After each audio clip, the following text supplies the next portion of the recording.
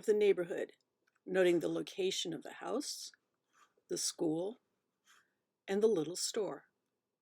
If we gain altitude, though, we can see how this coordinate system maps to the whole world.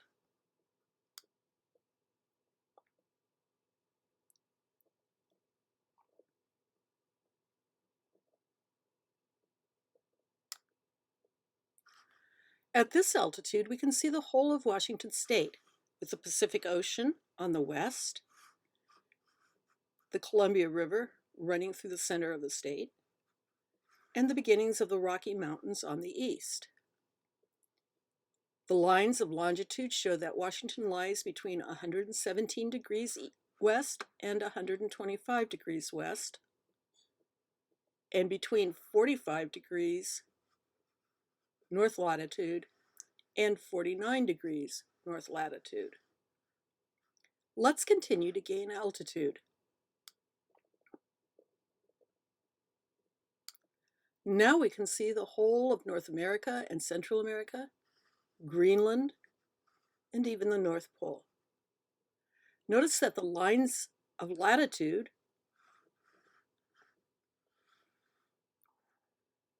do not change distance between them,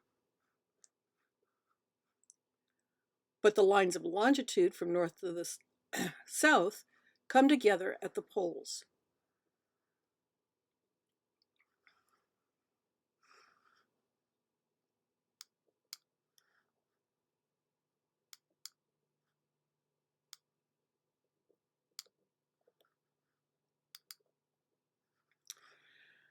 The equator marks the zero latitude circle. We count up or down from the equator to 90 degrees at the poles. Special circles of latitude, the Tropic of Cancer and the Tropic of Capricorn, mark the locations where the sun is overhead on the first day of summer in each hemisphere. Notice that the numbers of longitude increase from east to west across the equator.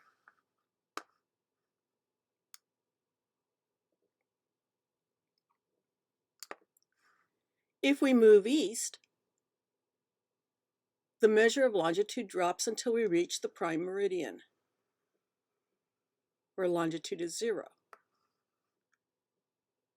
This line passes through the Naval Observatory at Greenwich, England.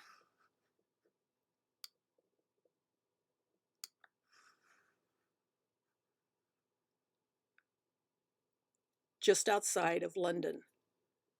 The French measured their longitude from a mark in front of Notre Dame Cathedral in Paris. Other countries used other starting points, but the maps the British made for navigation were the best in the world, and over time it became the convention to measure longitude from the British prime meridian. For the rest of this chat session, we're going to talk about Antarctica at the South Pole.